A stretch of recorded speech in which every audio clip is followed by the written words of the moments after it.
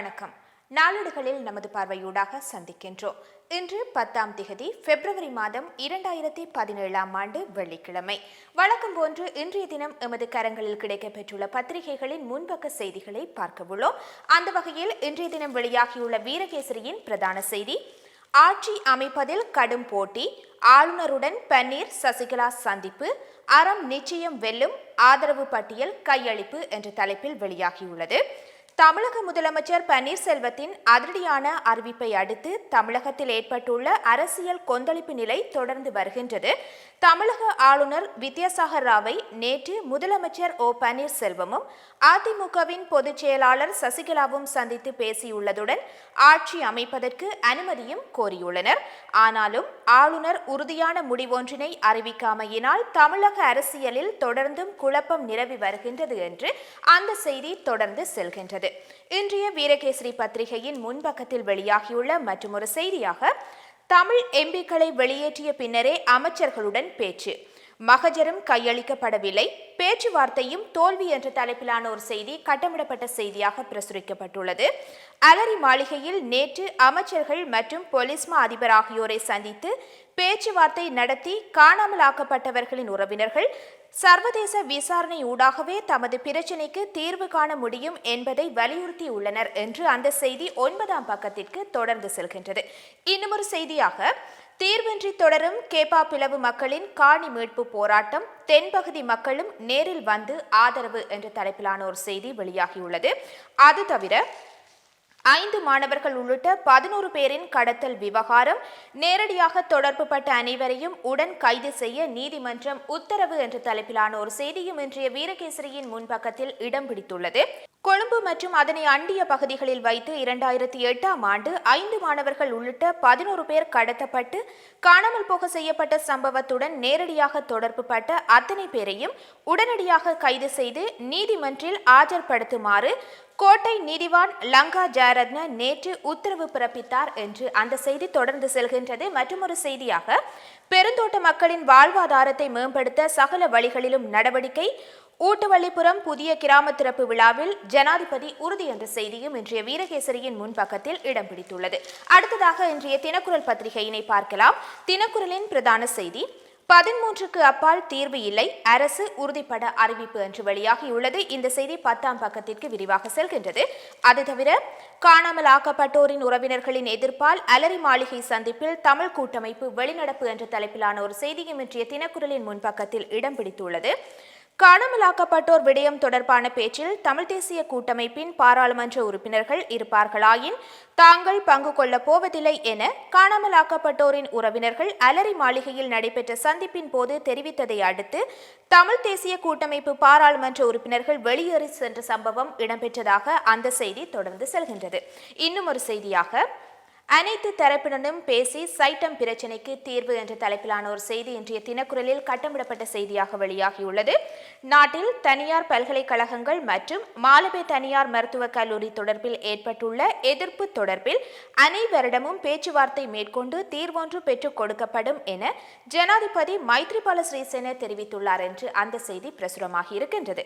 மற்றொரு செய்தியாக, புதுக்குடியிருப்பு இராணுவத்தினரை அரச காணிக்கு மாற்ற தீர்மானம் என்ற தலைப்பிலான ஒரு செய்தியும் இடம்பெற்றுள்ளது. புதுக்குடியிருப்பில் உள்ள இராணுவத்தினரை அரச காணிக்கு மாற்றிவிட்டு மக்களின் காணிகளை அவர்களிடமே கையளிக்க தீர்மானம் மேற்கொள்ளப்பட்டுள்ளது என்று அந்த செய்தி 10ஆம் பக்கத்திற்கு தொடர்ந்து செல்கின்றது. அடுத்ததாக இன்றைய சுடரொளி பத்திரிகையினை பார்க்கலாம். சுடரொளியின் பிரதான செய்தி: அரசின் அழைப்பு நிராகரிப்பு, தொடர்கின்றது போராட்டம், அனல் பறக்கின்றது கேப்பா பிளவு என்ற தலைப்பில் வெளியாகியுள்ளது. இந்த செய்தியினை நாம் இன்றைய வீரகேசரியில் விரிவாக பார்த்திருந்தோம். திவிநெகும ஊடாக மாகாண சபையில் பறிக்கப்பட்ட அதிகாரங்களை மீள ஒப்படைக்க வேண்டும் என்ற தலைப்பிலான ஒரு செய்தியும் இன்றைய சுடரொளியில் இடம் பிடித்துள்ளது. மஹிந்த ஆட்சியின் போது திவிநெகும சட்டமூலத்தின் ஊடாக பறிக்கப்பட்ட மாகாண சபைகளின் அதிகாரங்கள் அவற்றிடம் மீள ஒப்படைக்கப்பட வேண்டும் என்று ஆளும் கட்சி எம்பியான ஜெயம்பதி விக்ரமரட்ன வலியுறுத்தினார் என்று அந்த செய்தி பிரசுரமாகி இருக்கின்றது. இன்னும் ஒரு செய்தியாக, ரணிலின் யோசனையை உதறி எறிந்தனர் காணாமலாக்கப்பட்டோரின் உறவினர்கள் என்ற தலைப்பிலான ஒரு செய்தியும் இன்றைய சுடரொளியில் இடம்பெற்றுள்ளது. இவை தவிர மத்திய வங்கியின் தகவல்கள் வெளியில் கசிவது எப்படி, சுயாதீன விசாரணைக்கு நிதி அமைச்சர் பணிப்பு, மஹிந்த அணி விடுத்த கோரிக்கை நிராகரிப்பு என்ற செய்தியும் இன்றைய சுடரொலியில் கட்டமிடப்பட்ட செய்தியாக பிரசுரமாகி இருக்கின்றது.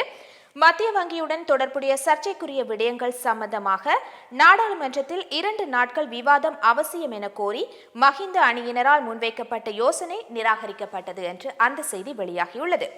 13ஐ மையப்படுத்திய அரசியல் தீர்வு திட்டம் தனது நிலைப்பாட்டை சபைக்கு அறிவித்தது அரசு என்ற செய்தியும் இன்றைய சுடரொலியில் பிரசுரமாகி இருக்கின்றது. இந்த செய்தியினை நாம் இன்றைய தினக்குரலில் விரிவாக பார்த்திருந்தோம். அடுத்ததாக இன்றைய தினம் எமது கரங்களில் கிடைக்கப்பெற்றுள்ள சிங்கள நாளேடான லங்காதீபவின் பிரதான செய்தியினை பார்க்கலாம்.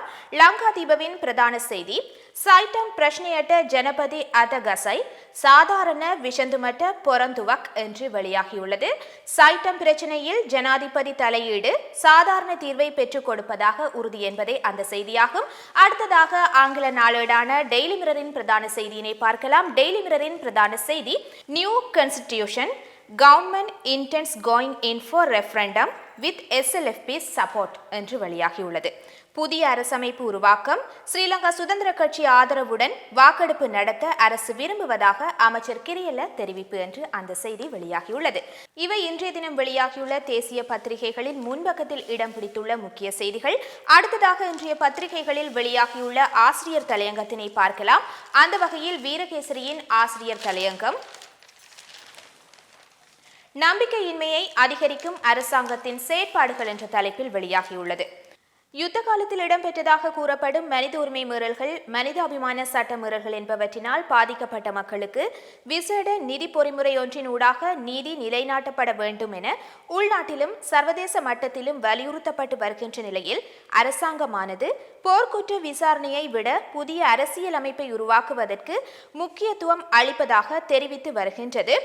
அரசாங்கத்தின் இத்தகைய செயற்பாடு நம்பிக்கையின்மையை அதிகரிக்கும் என்று இன்றைய வீரகேசரியின் ஆசிரியர் தலையங்கம் வெளியாகியுள்ளது. அடுத்ததாக தினக்குரலின் ஆசிரியர் தலையங்கத்தினை பார்க்கலாம். இன்றைய தினக்குரலின் ஆசிரியர் தலையங்கம், பொதுமக்களுக்கு இலகுவான சேவை தவறா என்று கேள்விக்குறியுடன் வெளியாகியுள்ளது. யாழ்ப்பாணத்தில் வெளிவிவகார அமைச்சு கன்சூல அலுவலகம் ஒன்றை கடந்த மாத இறுதியில் திறந்து வைத்திருக்கும் நிலையில் அது தொடர்பாக முன்னாள் ஜனாதிபதி மஹிந்த ராஜபக்ஷ ஆதரவு குழுவான கூட்டு எதிரணி ஆட்சேபிக்கும் தொனியில் கேள்வி எழுப்பியிருப்பதை காண முடிகின்றது. வெளிவிவகார அமைச்சின் கன்சூல அலுவலகம் ஒன்றை யாழ்ப்பாணத்தில் திறந்து வைத்தமை எந்த அடிப்படையில் என்று கூட்டு எதிரணியின் தலைவரும் சிரேஷ்ட அரசியல்வாதியுமான தினேஷ் குணவர்த்தன வெளிவிவகார அமைச்சர் மங்கள சமரவீரவிடம் கேள்வி எழுப்பியிருக்கின்றார். அமைச்சுடன் யாழ்ப்பாணம் நேரடியாக தொடர்புகளை இதன் மூலம் கொண்டிருக்க முடியும் எனவும் அவர் சுட்டிக்காட்டியுள்ளார். கன்சூல மற்றும் கன்சூல அலுவலகம் என்பதை அர்த்தப்படுத்தும் சட்ட ரீதியான வரை விலக்கணம் இருப்பதாகவும் ராஜதந்திர ரீதியான உறவுகளுக்காகவே இந்த கன்சூல அலுவலகம் பயன்படுத்தப்படுவது வழமை எனவும் இத்தகைய அலுவலகங்களை நாடொன்றுக்குள் திறந்து வைக்க கூடாது எனவும் அவரின் நிலைப்பாடாக வெளிப்படுத்தப்பட்டிருக்கின்றது என்று இன்றைய தினக்குரலின் ஆசிரியர் தலையங்கம் வெளியாகியுள்ளது. அடுத்ததாக சுடரொலியின் ஆசிரியர் தலையங்கத்தினை பார்க்கலாம். சுடரொலி பத்திரிகையின் ஆசிரியர் தலையங்கம், மீண்டும் கசப்பு மறந்தா என்று கேள்விக்குறியுடன் வெளியாகியுள்ளது. வெளிவிவகார அமைச்சர் மங்கள சமரவீர வெளிநாட்டு செய்தியாளர்கள் மத்தியில் வெளியிட்டுள்ள கருத்துக்கள் ஆச்சரியத்தை ஏற்படுத்தாவிட்டாலும் தமிழர்களை நம்பிக்கை இழக்க வைக்கக்கூடியவை. இலங்கை அரசு ஜெனீவாவில் தான் அளித்த வாக்குறுதிகளில் இருந்து தப்ப முயல்கின்றது, தமிழ் மக்களை ஏமாற்ற முயல்கின்றது என்பது வெளிப்படையாக தெரிய தொடங்கியுள்ள தருணத்தில் அரசு எதிர்காலத்தில் எந்த திசையில் செல்ல போகின்றது என்பதை உறுதி செய்துள்ளார் அமைச்சர். இவை தமிழ் மக்களை ஆழமாக காயப்படுத்தக்கூடியவை. தான் ஏமாற்றப்பட்டு விட்டதாக உணரும் போது தமிழ் சமூகம் எந்த திசையில் பயணிக்க முயலும் என்பதை எவரும் எதிர்வு கூற முடியாது என்று இன்றைய சுடரொலியின் ஆசிரியர் தலையங்கம் வெளியாகியுள்ளது. அடுத்ததாக இன்றைய பத்திரிகைகளில் வெளியாகியுள்ள மலையக செய்திகள் பக்கத்தில் எமது கவனத்தினை செலுத்தலாம். அந்த வகையில் வீரகேசரியின் மலையக செய்திகள் பக்கத்தில், சட்ட உரிமை கொண்ட காணி பத்திரங்களை வழங்கியுள்ளோம், இது எங்களின் கோட்டை, எவரும் எம்மை அசைக்க முடியாது, தலவாக்கலையில் அமைச்சர் மனோ கணேசன் தெரிவிப்பு என்ற செய்தி பிரசுரமாகி இருக்கின்றது.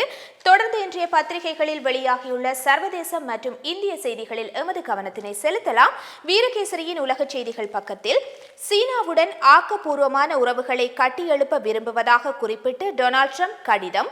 இருதரப்பு நாடுகளுக்கும் இடையிலான அரசியல் நிச்சயமற்ற தன்மைக்கு முடிவு என்று கேள்விக்குறியுடனான ஒரு செய்தி வெளியாகியுள்ளது. அது மட்டுமின்றி அமெரிக்க சட்டத்தரணிகள் நாயகமாக ட்ரம்பால் தேர்ந்தெடுக்கப்பட்டவரை தெரிவு செய்த செனட் சபை என்ற தலைப்பிலான ஒரு செய்தியும் உலக செய்திகள் பக்கத்தில் இடம்பெற்றுள்ளது. அமெரிக்க ஜனாதிபதி டொனால்ட் ட்ரம்பால் சட்டத்தரணிகள் நாயகமாக பெயர் குறிப்பிடப்பட்ட அலபமா செனட் சபை உறுப்பினர் ஜெப் செசியனின் நியமனத்தை அந்நாட்டு பாராளுமன்ற செனட் சபை உறுப்பினர்கள் உறுதிப்படுத்தியுள்ளனர் என்று அந்த செய்தி தொடர்ந்து செல்கின்றது.